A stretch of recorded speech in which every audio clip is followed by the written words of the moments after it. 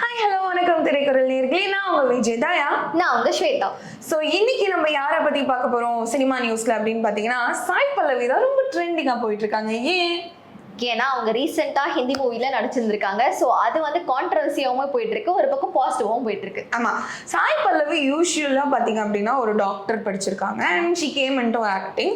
And அவங்க இவ்வளோ ஒரு வெர்சடைல் பர்சனாலிட்டி, எந்த ரோல்னாலும் அவங்க ரொம்ப ஆக்டா ஃபிட் ஆவாங்க அப்படின்னாலே ஆடியன்ஸ் இவங்களை ரொம்ப பிரேஸ் பண்ணுவாங்க.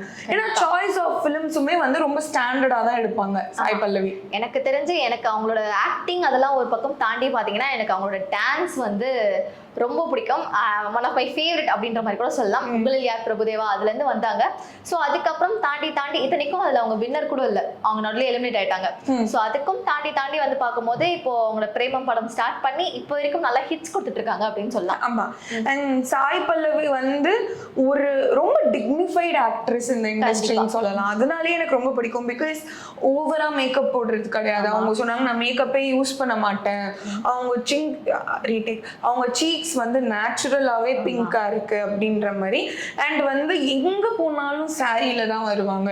மாடர்ன் அவுட்ஃபிட்லயே நம்ம சாய் பல்லவியை பார்த்துருக்க முடியாது, which is very rare. Correct. அப்படியே நம்மளோட சவுத் இந்தியன்ஸோட மோஸ்ட் அந்த ரசிகர்கள் எல்லாருமே வந்து டோட்டலா அவங்க eye contact full and full Sai பல்லவியே டினோட் பண்ணோம் அப்படின்ற மாதிரி சொல்லலாம். அந்த மாதிரி அண்ட் ஒருவேளை யாராவது சாய் பல்லவி மாடர்ன் ட்ரெஸ் போட்டு பார்க்கலையா, அவங்க பிகினியில இது போச்சு அப்படின்னா அது ஏன்னு தெரியல.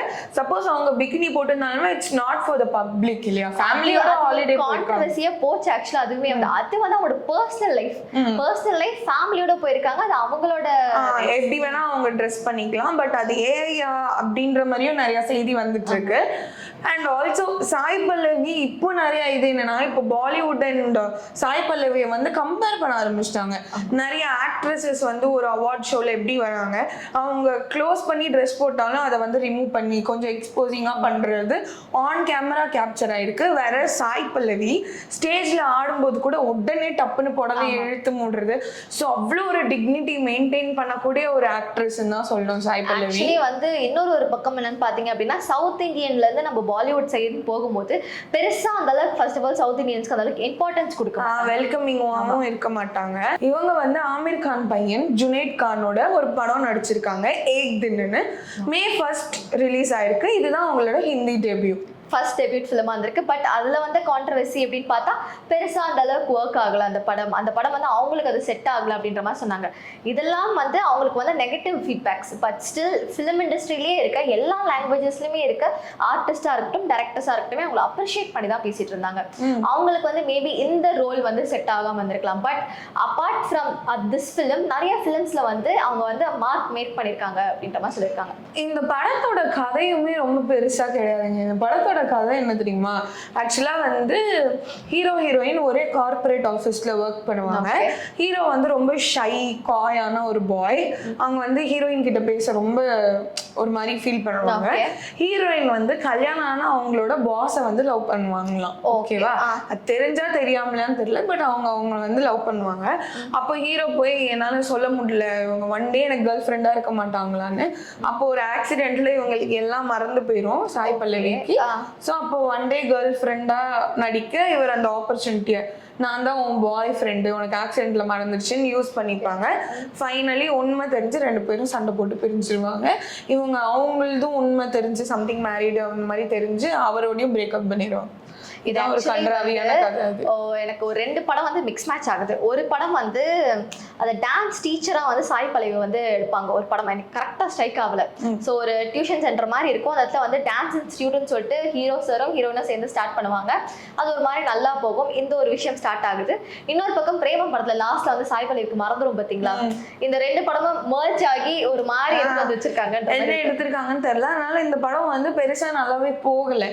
அண்ட் வந்து ஜுனைத் கான் அவர் நடிச்சதையும் 3 படங்கள் தான். அதுல ஒண்ணு வந்து மகாராஜ், அது கொஞ்சம் நல்லா தான் போச்சு, which is a historical film.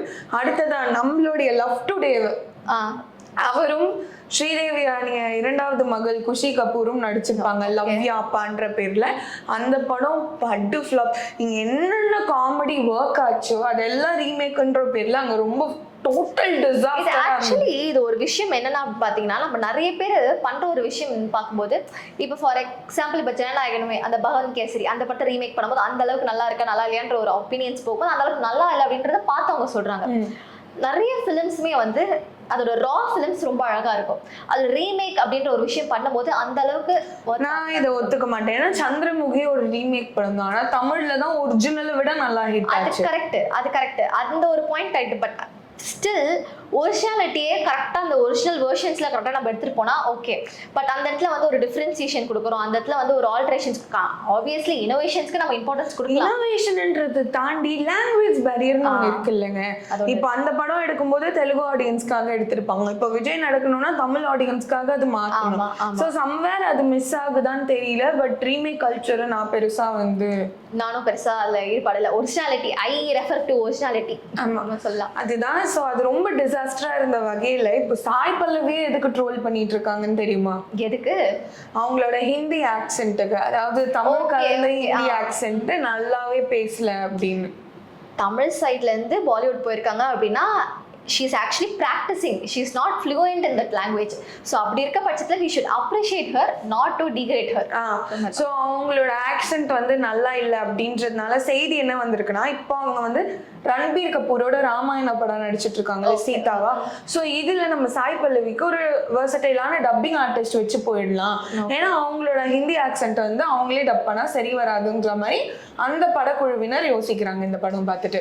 இது மோஸ்டா எல்லா இடத்துலயும் நடக்கிற ஒரு விஷயம் தான். இப்போ ஃபார் எக்ஸாம்பிள் நம்ம தமிழ் இண்டஸ்ட்ரியிலுமே வந்து நிறைய வெளியில, அதாவது தமிழ் பேசுற ஹீரோ ஹீரோயின்ஸே இப்பதான் நிறைய பேர் எடுக்கிறாங்க. ஸ்டார்டிங்ல அந்த மாதிரிலாம் இல்லை.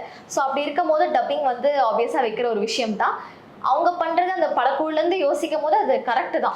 இல்ல ஆனா என்ன கிரிட்டிசிசம் வச்சிருக்காங்கன்னா, இப்போ சாய் பல்லவி வந்து இந்த கார்ப்பரேட் ஹீரோயினா பண்ணிருக்காங்கல்ல, சோ அதுல வந்து ஒரு கேர்ள் நெக்ஸ்ட் டோர், ஏன்னா அவங்க பேரே மீரா ரங்கநாதன், சோ அது ஒரு தமிழ் நேம் மாதிரி தான் இருக்குன்னு வச்சுப்போமே.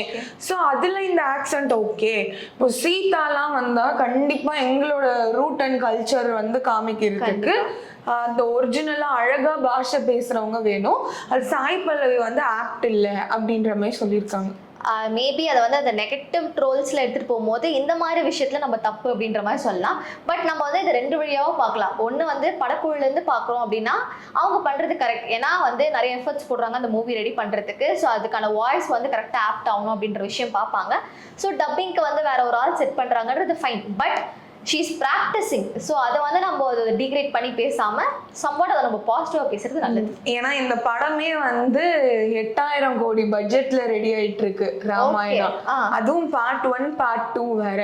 இதுல ராவணாவா யஷ், லக்ஷ்மணனா வந்து யாரோ தெரியல எனக்கு யாருன்னு, அதுக்கப்புறம் ரன்பீர் கபூர் அஸ் ராமா, நிறைய மெயினான பிளாட்ஸ் எல்லாம் வந்து எடுத்து போடுறாங்க அப்படின்ற மாதிரி தெரியுது. ஸோ இந்த வகையில வந்து இந்த மாதிரி சொல்றது, ஏன்னா சாய் பல்லவி என்ன சொல்லியிருக்காங்கன்னா, இந்த படத்துக்கு நான் மிஸ்காஸ்ட் அப்படின்ற மாதிரி சொல்லியிருக்காங்க. அதாவது தவறுதெல்லாம் நான் வந்து இங்க சேர்ந்துட்டேன்னு. எப்படி சாய் பல்லவியே ஒரு படம் வந்து இப்படி இது பண்ணி நரேஷன் கேட்டு தானே அக்செப்ட் பண்ணிருக்கீங்க, அவங்க மேலேயும் ஹிந்தி இண்டஸ்ட்ரி கடும் கோபத்துல இருக்கான். அது யாரு, நம்ம வந்து யார் மேலேயும் பிளேம் கொடுக்க முடியாது. ஏன்னா வந்து மிஸ்டேக்ஸ் ஹேப்பன்ஸ். அவங்க வந்து அந்த கதையை மட்டும் கேட்கும் போது சரி ஓகே நல்லா இருக்கே அப்படின்ற மாதிரி ஒரு ஈவென்ச்சுவலி எடுத்துருந்துருக்கலாம். பட் அவங்களோட நரேஷன்ஸ், நம்மளோட script writing scene by scene போகும்போது அதில் டிஃப்ரென்சியேஷன் இருந்திருக்கலாம். அதை நம்ம யாருமே எதுவுமே சொல்ல முடியாது. ஆனா ஒரு 50 கோடி நெட்வொர்க் இருக்கிற ஒரு south heroine Sai Pallavi, and யூஸ்வலா எல்லா படத்துக்கும் அவங்க 3 to 6 crore வாங்குறாங்க, which is actually the highest paid actress தான். அவங்க ராமாயணாக்கு மட்டுமே 12 கோடி கேட்டிருக்காங்களாம். அப்பா, மேபி 2 பார்ட்ஸ் சேர்த்து இருக்குமோ? இல்ல, ஒரு பார்ட்டுக்கு மட்டும். அந்த வெயிட்டேஜ் காமிக்கிறாங்க. அந்த மாதிரி ஒரு ஹீரோயினை கூப்பிட்டு இந்த மாதிரி ஒரு கண்டராவியான கதை படத்தை பண்ண சொல்லிட்டு அவங்கள ட்ரோல் பண்றது நியாயமே இல்லை. என்ன பொறுத்த நியாயமே இல்லப்பா, சொல்றாங்க பாருங்க, நியாயமே இல்லை. சி ஃபேக்ட் அதானே. Tamil industry has been really welcoming. நார்த்ல இருந்து தான் ஹீரோயின்ஸ், தமன்னா, காஜல், நார்த்ல இருந்து தான் நிறைய இது வந்து ரெஸ்பெக்ட் देम.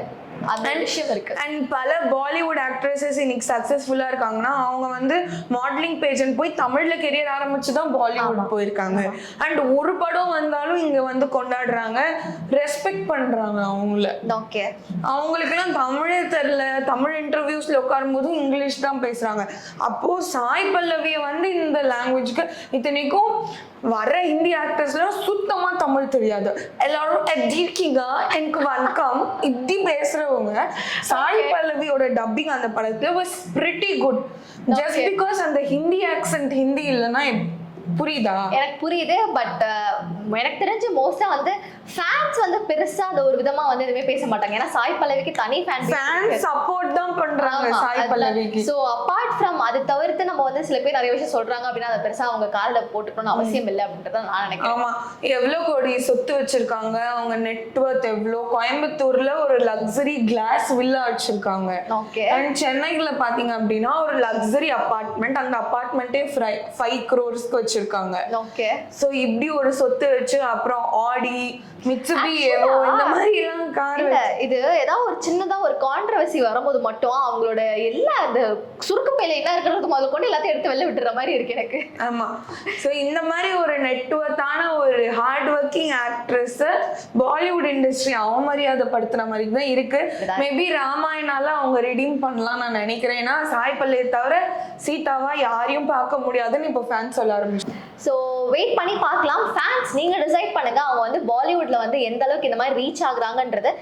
நெட்டிசன்கள் ஒரு பக்கம் வந்து கலாச்சிட்டு வந்துட்டு இருக்காங்க அவங்கள. But as a ஃபேன்ஸா Sai Pallavi எந்த அளவுக்கு ஒரு இம்பார்ட்டன்டான ரோல் ப்ளே பண்றாங்க, அவங்க எந்த அளவுக்கு இம்பார்ட்டன்ட் அப்படின்றத கமெண்ட் செக்ஷன்ல கமெண்ட் பண்ணுங்க. ஆமா, இதே மாதிரி நிறைய சினிமா வீடியோஸ்ல பார்க்கணும்னு நினைச்சீங்கன்னா திரைக்கரல் சேனலையும் சப்ஸ்கிரைப் பண்ணுங்கன்னா உங்க வீட்டு இதாயா. நான் உங்க ஸ்வேதா.